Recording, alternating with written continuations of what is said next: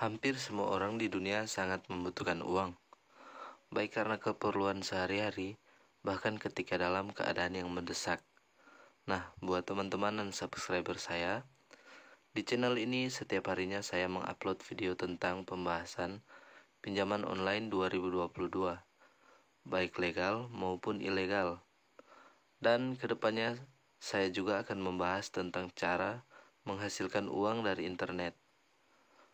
Sebelum ke topik pembahasannya, di menit ada sedikit edukasi buat teman-teman tentang pinjaman online legal dan ilegal, agar teman-teman bisa membedakan pinjol legal dan ilegal. Langsung saja ke topik pembahasannya. Buat kalian yang mau meminjam di pinjol ilegal, sebaiknya kalian sudah mengamankan data kalian di handphone kalian. Caranya, simpan data kalian di Google Drive agar ketika mereka ingin menagih kalian dengan cara meneror kalian, sudah terlebih dahulu membackup data kalian. Kemudian teman-teman membuat daftar kontak palsu dan juga foto atau video palsu, barulah kalian install aplikasinya. Langsung aja teman-teman, kita ke aplikasinya. Pinjaman yang akan saya bahas kali ini adalah pinjaman kredit dana numpuk dan belum terdaftar di OJK, yang artinya pinjaman ilegal. Di aplikasi ini limit pinjamannya hingga 10 juta. Pinjaman online aman, privasi terjaga, mempunyai tenor yang cukup panjang, tidak ada biaya lain yang fleksibel, dan kita langsung buka saja aplikasinya. Di halaman awalnya kita disuruh membaca kebijakan privasi dari aplikasi ini. Jika teman-teman ingin membacanya, disilakan, dan jika sudah, kita klik saja. Dan selanjutnya pernyataan izin. Kita izinkan apa yang diminta dari aplikasi ini. Dan saya mendapatkan pinjaman hingga 9 juta dengan biaya 0,05%. dengan tenornya hingga 180 hari. Selanjutnya kita disuruh memasukkan nomor handphone gunanya untuk daftar atau registrasi. Saran saya gunakan nomor handphone yang tidak sering teman-teman pakai. Selanjutnya kita akan menunggu kode OTP yang akan dikirimkan melalui SMS.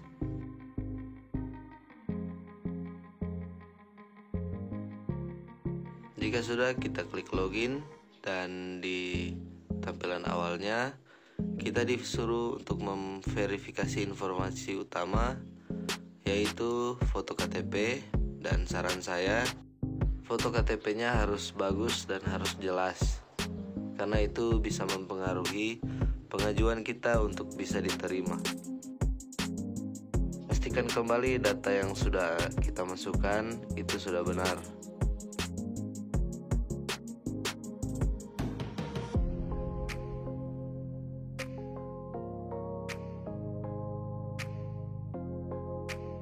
Selanjutnya kita pilih pendidikan terakhir kita dan tujuan pinjaman kita. Di sini saya memasukkan pilihan yaitu modal usaha, dan kita klik ajukan. Jika sudah yakin dengan data yang kita masukkan, kita klik saja yakin, dan di sini kita diminta untuk verifikasi wajah. Pastikan pencahayaannya cukup, tidak terlalu keras. Dan setelah itu kita diminta untuk verifikasi kontak darurat.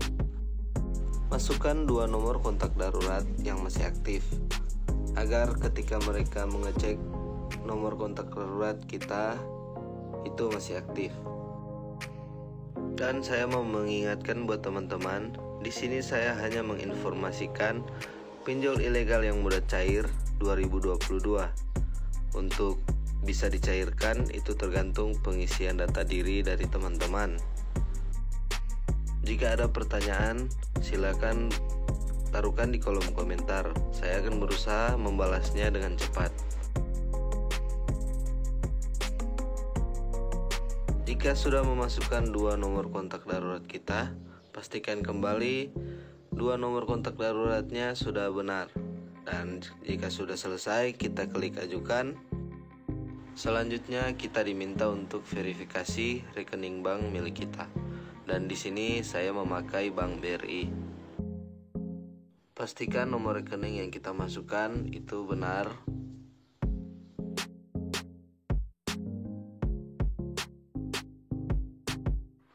Dan jika sudah selesai, kita klik ajukan.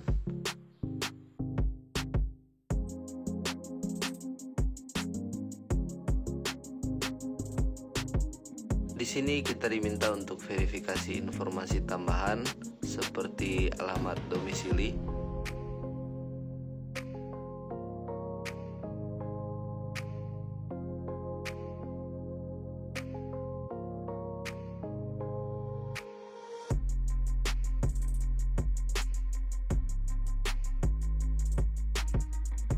dan untuk alamat lengkapnya silakan ikuti langkah saya dengan memakai huruf besar semuanya, karena itu bisa meningkatkan pengajuan kita.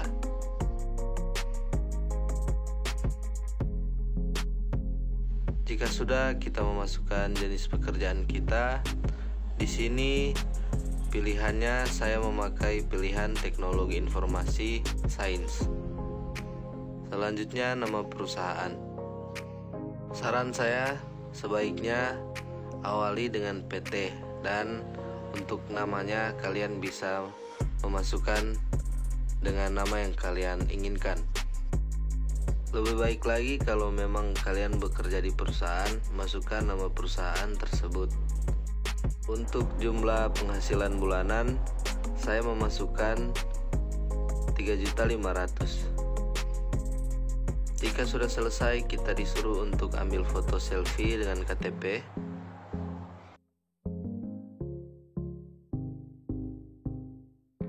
Pastikan pencahayaannya cukup dan tidak terlalu keras untuk pencahayaannya.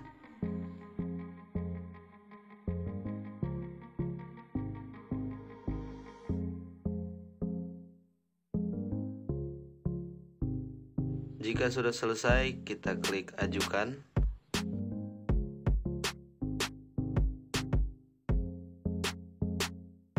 Di sini kita disuruh membaca syarat ketentuan anggota. Jika sudah selesai membaca, kita segera tanda tangan. Dan saran saya gunakan tanda tangan yang sudah kalian gunakan di KTP kalian. Selanjutnya kita klik kirimkan, dan di sini saya bisa mendapatkan limit pinjaman 3 juta, bahkan bisa lebih. Dan ini 2 produk pinjaman yang kita dapatkan. Saya klik lanjutkan, dan pengajuan kita sedang diproses, atau pengajuan saya sedang diproses. Dan sekali lagi saya mau mengingatkan buat teman-teman, di sini saya hanya menginformasikan pinjaman online ilegal yang mudah cair di tahun 2022. Untuk bisa dicairkan itu tergantung pengisian data diri dari teman-teman. Bang, apa bedanya pinjol legal dan pinjol ilegal? Pinjaman online legal adalah perusahaan pinjaman online yang sudah memiliki kriteria. Yang pertama, sudah terdaftar atau sudah berizin dari OJK atau Otoritas Jasa Keuangan. Yang kedua, pinjol legal tidak pernah melalui saluran komunikasi pribadi. Yang ketiga, pemberian pinjaman diseleksi terlebih dahulu. Yang keempat, bunga atau biaya pinjaman transparan.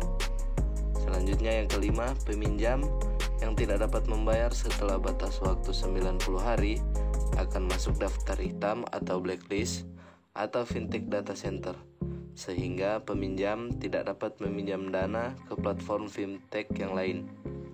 Keenam, mempunyai layanan pengaduan. Yang ketujuh, mengantongi identitas pengurus dan alamat kantor yang jelas. Yang kedelapan, hanya mengizinkan akses kamera, mikrofon, dan lokasi pada gawai peminjam. Yang kesembilan, pihak penagih wajib memiliki sertifikasi penagihan yang diterbitkan oleh AFPI atau AFPI. Sementara itu, pinjol ilegal adalah pinjol yang memiliki kriteria yang berbeda, yaitu 1. Tidak terdaftar atau tidak berizin dari OJK. 2. Menggunakan SMS atau WhatsApp dalam memberikan penawaran. 3. Pemberian pinjaman sangat mudah. 4. Bunga atau biaya pinjaman serta denda tidak jelas. 5. Ancaman teror, intimidasi, pelecehan bagi peminjam yang tidak bisa membayar. 6. Tidak mempunyai layanan pengaduan. 7. Tidak mengantongi identitas pengurus dan alamat kantor yang tidak jelas. 8. Meminta akses seluruh data pribadi yang ada dalam gawai peminjam.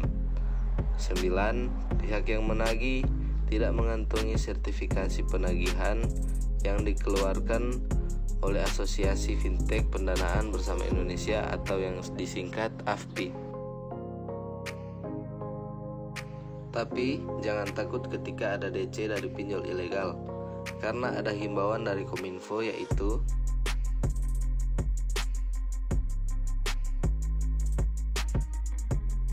itu tadi sedikit edukasi tentang pinjol ilegal dan pinjol ilegal, agar teman-teman bisa membedakan pinjol ilegal dan pinjol legal.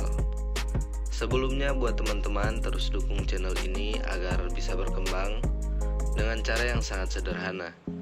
Buat teman-teman yang baru bergabung, silakan subscribe channel ini, like, bagikan ke teman-teman kalian agar mereka juga tahu informasi tentang pinjol yang mudah cair 2022. Jika ada pertanyaan dari teman-teman, silakan taruhkan di kolom komentar dan saya akan langsung merespon pertanyaan dari teman-teman.